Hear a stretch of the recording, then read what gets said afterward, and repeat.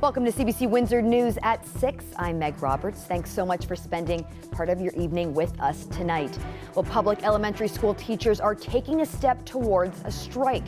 We share with you tonight what that means for educators in Windsor, Essex. And a new art installation is stitching provocative stories of war and injustice. I sat down with the woman behind the red thread. Plus, Windsor is home to Canada's largest rice mill. We check in as they prepare for a multi-million-dollar expansion.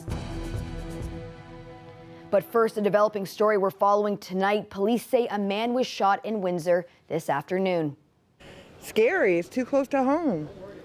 This is the corner of Erie Street and Peary Avenue. There are a few confirmed details to share right now, but officers say a man is in hospital after being shot this afternoon. Police say the call came in at around 1:20. The man who was shot is being treated for serious injuries. Police were unable to confirm any more details. They have not said if they're looking for a suspect. We'll continue to bring you details here and online as they're confirmed. And prepare to see more officers downtown this week. Police say it's part of a summer-long blitz, which comes after complaints from residents about not seeing downtown as a safe place. The additional officers will be out tomorrow and Thursday.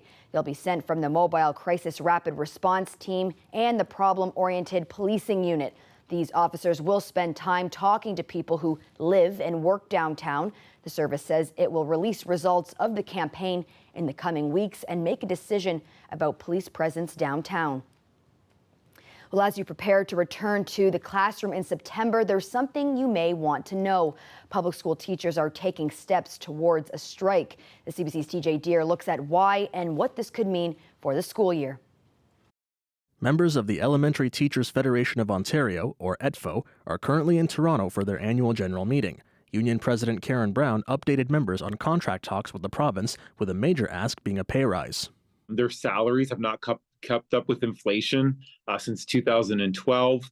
Our salaries have gone up 8.5%, yet inflation itself has gone up more than 26%. Brown also said the union would be seeking strike votes from their regional members. That doesn't necessarily mean we're going on a full withdrawal of services, but we may implement a work to rule, and the work to rules can look different depending on where we're at in bargaining. Education Minister Stephen Lecce said while he's disappointed ETFO is issuing strike votes, I could just assure parents that I'm going to stay focused on getting a deal and keeping kids in school. It's not just ETFO that's exploring job action. The Ontario Secondary School Teachers Federation, or OSSTF, says they'll hold strike votes in the fall. They're also looking at a wage increase in contract talks. The president of the local chapter says Bill 124, which caps annual wage increases to 1%, has led to retention and recruitment issues. A provincial court ruled the bill unconstitutional, but the province is appealing. It has absolutely decimated this job class, where each year for the last couple of years, we can't find people to work these jobs for this little of wage. Spaniolo and Campbell both say another issue is special education. The public board's budget for the last school year says expenses for this are $9.1 million greater than provincial funding. The province has not been clear how they'll cover that shortfall. All of this has one parent concerned about what happens in September. We want to make sure that our teachers are well paid, because then they do a good job and they teach our kids well. On the other hand, as parents, we are frustrated whenever strikes happen, especially if they happen often and for longer periods of time, because we have to do something with our kids. Spaniolo says the ETFO strike vote is currently scheduled for between September and October, saying the start of the school year is not in jeopardy. Both unions are scheduled to meet with the province this month to resume talks on a new contract. TJ Deere, CBC News, Windsor. 2 years ago, the government of Afghanistan collapsed. The Taliban rolled into the capital, Kabul, and took control. Since then, the hardline group has imposed increasingly restrictive Islamic rule, which is pushing women and girls further and further into the background. CBC's Margaret Evans reports on the situation and on some of the efforts to push back. 2 years after the fall of Kabul sealed the Taliban's victory, Afghan women are still fading from sight, barely visible. Each new law to subjugate them harder to recover from. We are erased, we are annihilated, we are gone. We have no rights. Renowned activist Mahbouba Siraj still can't quite believe it's happening. the fear of women gatherings is becoming like a phobia here. What is this? Honest to God, I don't understand it. It is terrible. I mean, unbelievably terrible. Some, like this young woman whose identity we are protecting for her safety, have found a lifeline through the internet, studying secretly courtesy of an online American university. I can see some peers, some classmates on the university. We can exchange ideas. She knows she has advantages compared to others. She has English and access to electricity and the internet, for now. We are afraid of what will happen next.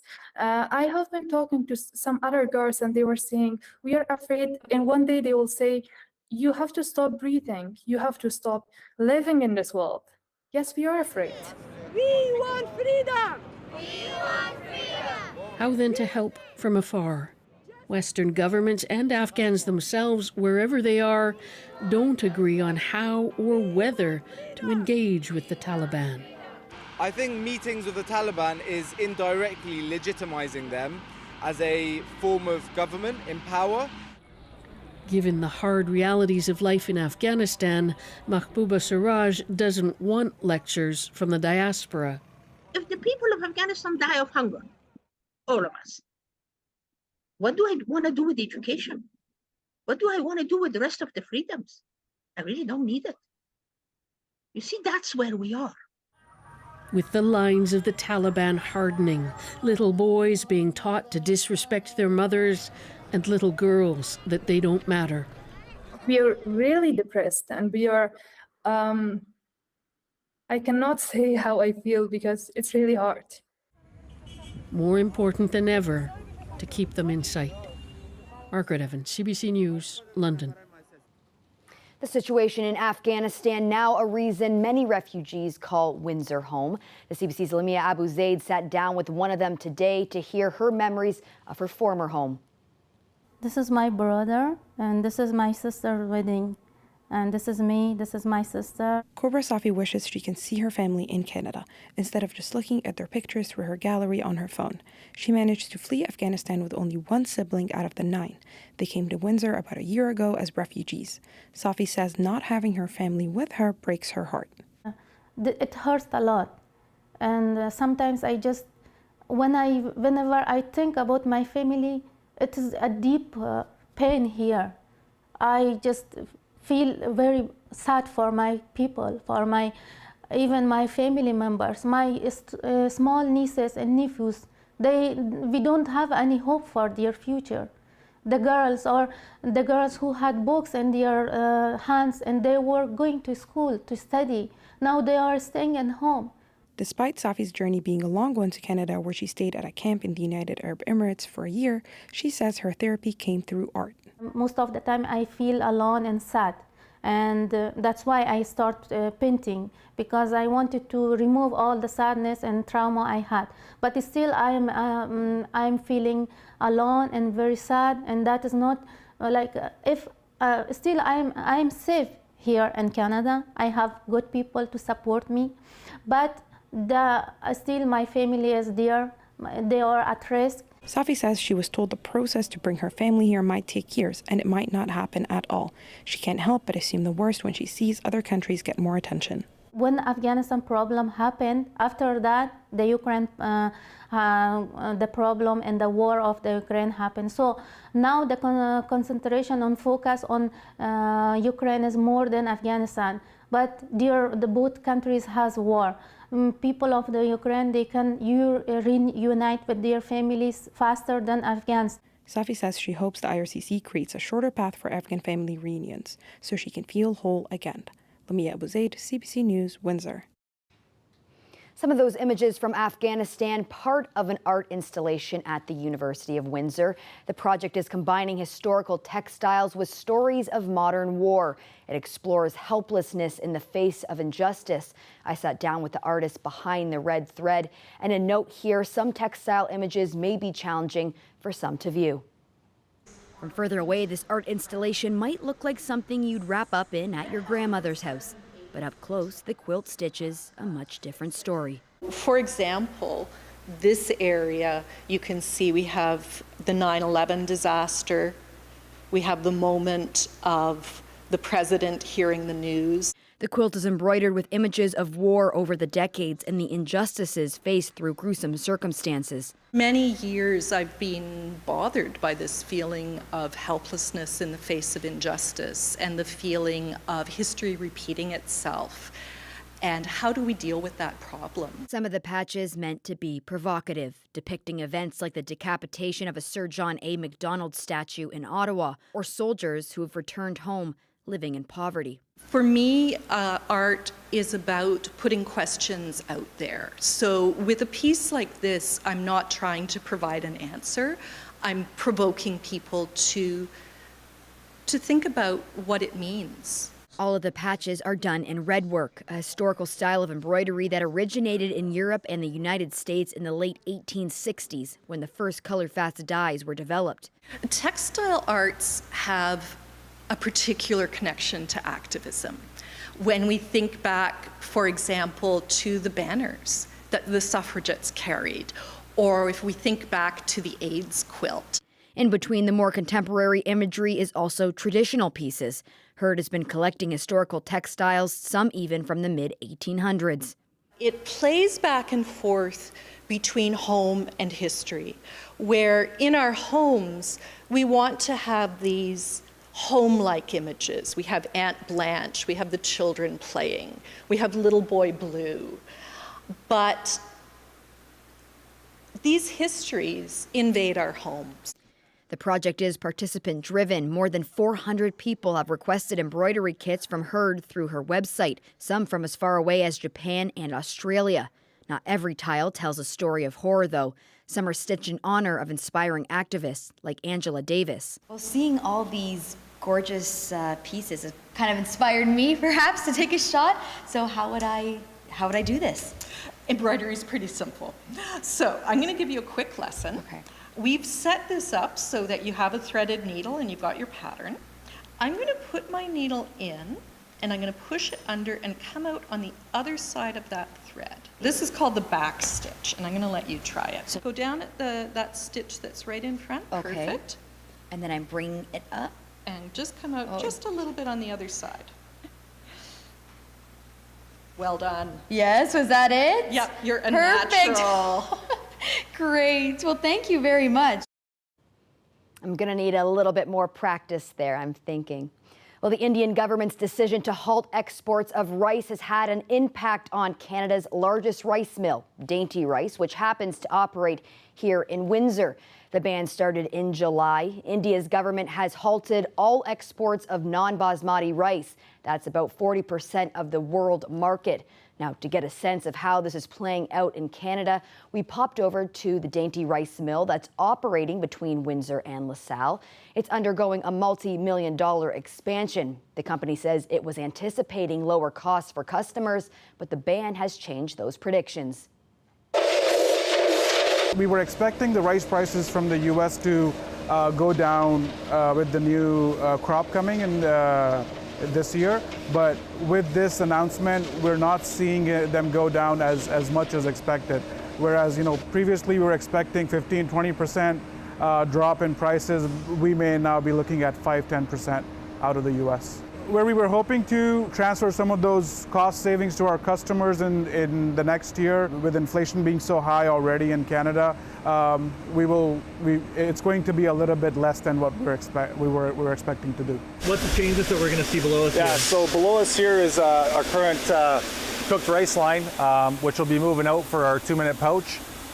So in saying, what you see behind me here, as well as over here on our manual serb line, is going to be the footprint for the 2-minute pouch. It's a very flexible machine for us, a variety of different SKUs on it.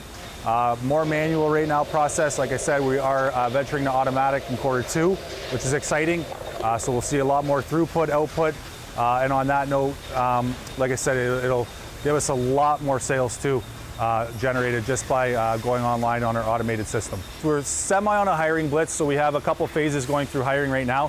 Phase 1's now. We're going to hit another phase in just before December, and then another one in February. So it's saying it's going to be 30 new people for the next year, quarter 1, 2. And then after that, we should see another influx of double that for quarters 4 and potentially 2025 quarter 1. So a drop bringing resumes off has been a substantial, consistent pattern right now for us. So it's growing really fast. A transit group wants people in Windsor to try out getting on the bus. They've got a new campaign hoping to convince people to pick Transit Windsor instead of getting in the car. Transit is important, and we want to highlight that with this initiative. We want people to take transit, show themselves on the bus, and just try to drum up some conversation about the good and the bad parts of Transit Windsor. The contest is pretty simple. Use the bus to ride somewhere you normally wouldn't go, then take a photo and post it on social media using the hashtag #BusOrBust. Activate Transit Windsor says the prize is a free 1-week bus pass. The organizers hope they can get city leaders on board. I would love if they would participate as well. If our mayor, Drew Dilkins, would love to get on a bus and take a picture and use hashtag #BusOrBust, that would be excellent, because that's the kind of engagement we need from our leaders. Otherwise, even if they were to engage, reshare this kind of thing, that would still feel like they actually care, because these are the people that we're often appealing to that aren't as receptive as we want them to be. It's been a damp 24 hours. We check in with our meteorologist Colette Kennedy coming up after the break.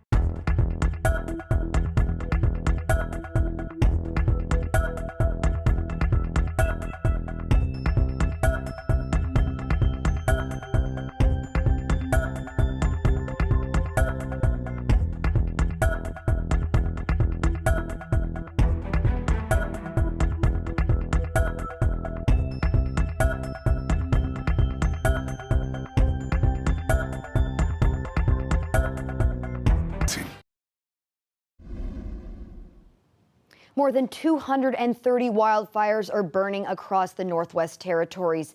Several communities are being threatened, and the capital, Yellowknife, has declared a local state of emergency.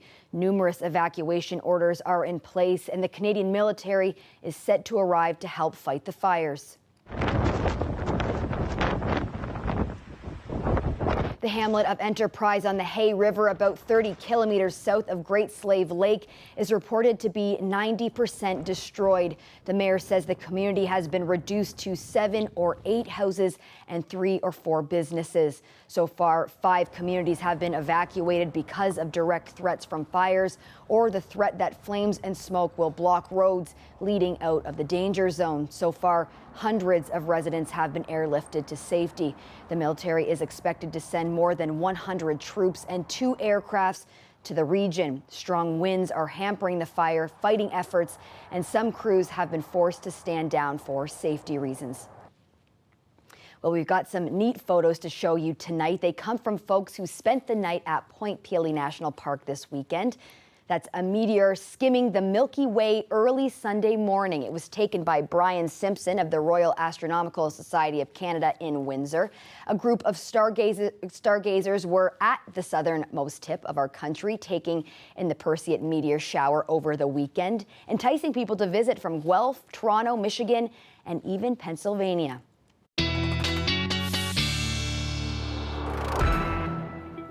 Well, a nice meteor shower, obviously, this weekend, Colette, but I know that we got some rain last night.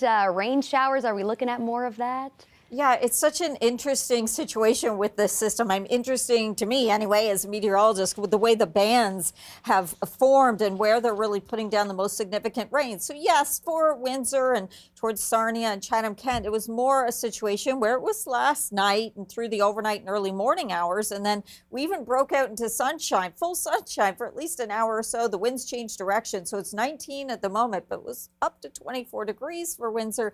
Elsewhere, it's been a real struggle with the temperatures, and that's around London and towards Kitchener and Guelph, because that's kind of where the band moved to, and it's set up shop and just really putting some significant rain down in those areas. Not much humidity here. That'll be a different story, by the way, coming towards the weekend, but we'll get to that in a moment.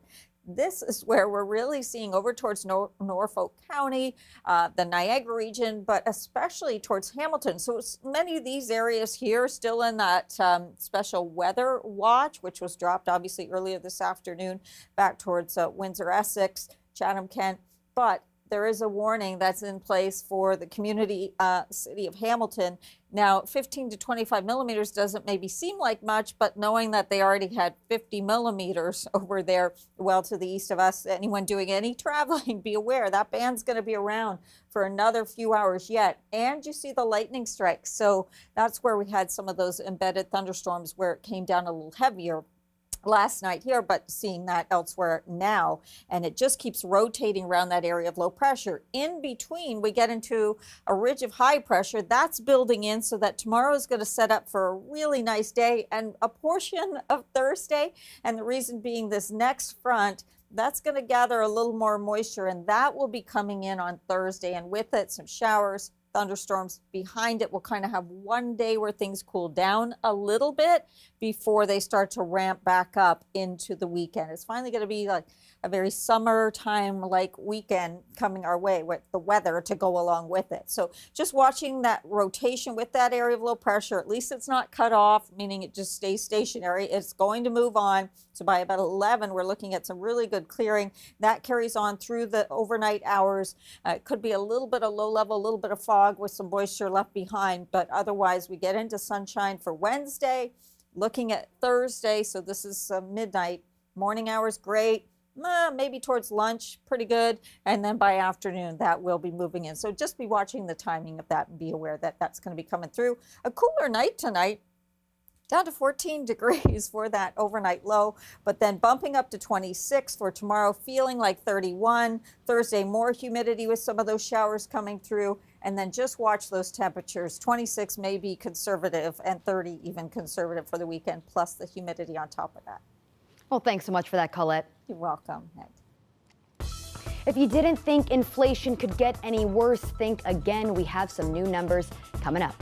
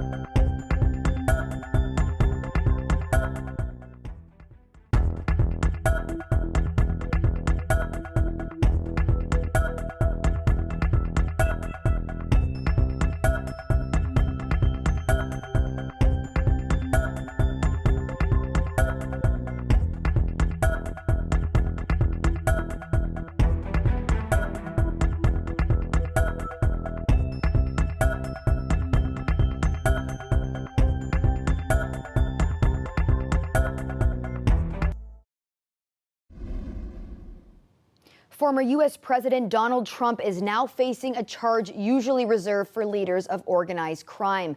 A prosecutor in Georgia laid out the main allegation against Trump and his associates. The defendants engaged in a criminal racketeering enterprise to overturn Georgia's presidential election result.